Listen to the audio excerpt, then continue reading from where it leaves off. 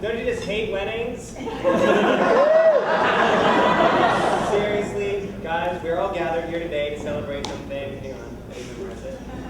Something very special. The Meatloaf Sliders. I hope everyone enjoyed it.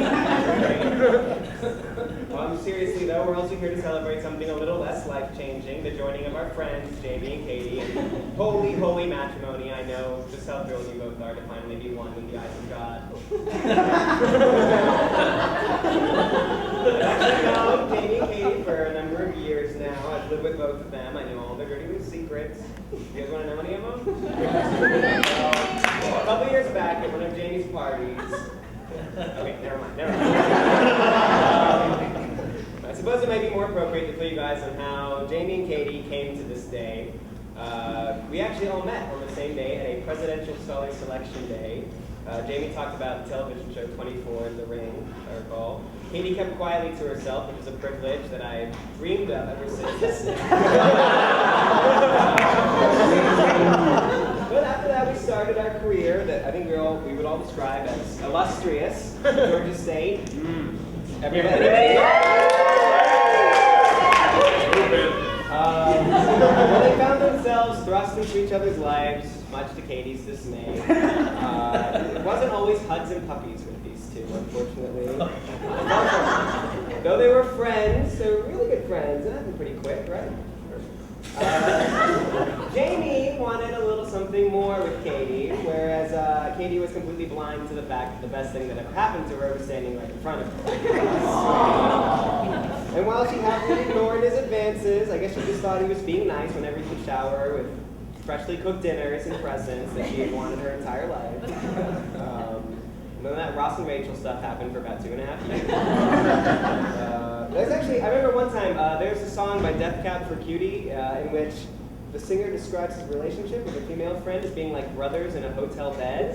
And Katie once described Jamie and her relationship as just that.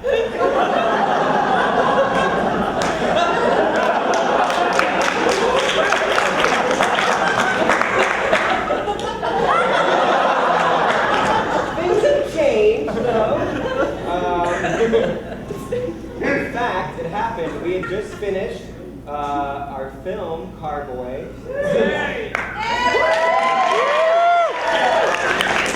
And to celebrate, Katie and Jamie went out to dinner at Roussan's, which was real classy.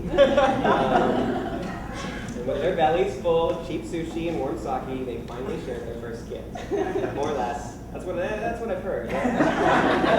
Anyway, the next day, it says here that it would finally appear that Jamie had bought enough things to win Katie. Did it work? It worked. But you guys have seen The Ring, right? Okay, where? And actually, Katie came to me the next day because she was concerned that if they started dating, things would be weird. She asked me if it would be weird, and I said yes. It would be like watching a brother and a sister date. It was not the response that she wanted, so I backtracked and was like, oh, I'm just kidding. They did start dating, and eventually things did get better. It wasn't as weird as we all thought it would be. That was the beginning of their love, and it was pretty much nonstop bliss from then on out. My bedroom was actually above Katie's, so I heard the bliss.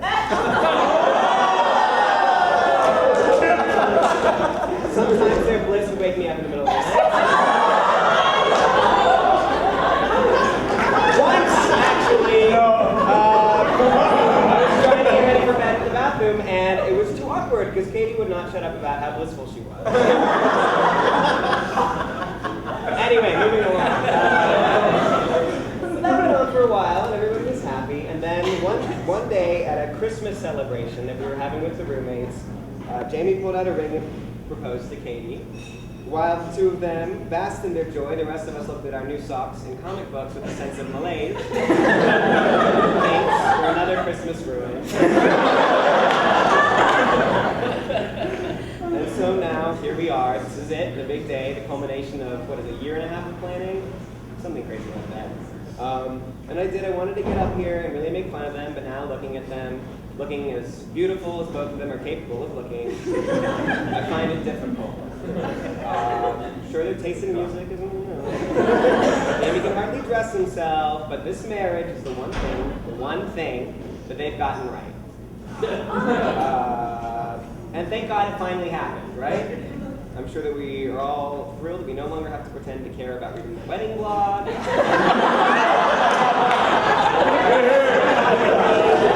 Sitting awkwardly in another room while they fight about flowers. I mean, honestly, guys, what are you guys going to do now that there's not a wedding to plan? It's just going to be the two of you in your West Wing box sets. Just a word of advice, Katie. My parents actually nearly got a divorce, really, because my dad, who's an avid guitarist like Jamie, used to spend hours in his underwear trying to figure out the chords to Pink's Get This Party Started. Just want to warn you what's coming up, okay? That having been said, honestly, I don't know two people who are more perfectly suited for each other and spending every day together than Katie and Jamie. According to Cosmo, actually, men who cry openly are considered keepers, so you've got a great one.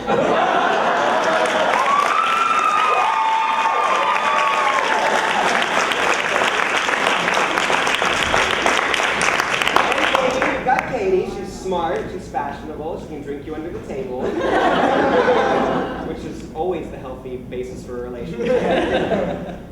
Honestly though, all kidding aside, I really am honored to be here with you guys on your wedding day. It's a thrill. I'm so happy to see you guys together.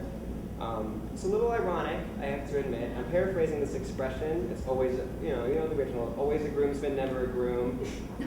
This is, I guess, aimed towards me and my longtime partner, Jeff. I think it's kind of weird you guys picked me to be the best man. Give you guys away for your life of wedded bliss together. So you can go and file taxes together. It's a car accident. Great, thank you. Honestly, I do hope that the rest of your lives together are great and that you get some good quality time in before you get pregnant. And the rest of us have to suffer through a baby blog where we're forced to fill out 9 months worth of polls helping to decide the baby's name, color of the nursery, and whether to breastfeed or circumcise the baby. But even then, I'll still be there for you guys in any way I can. I love you both and wish you only the best in the future.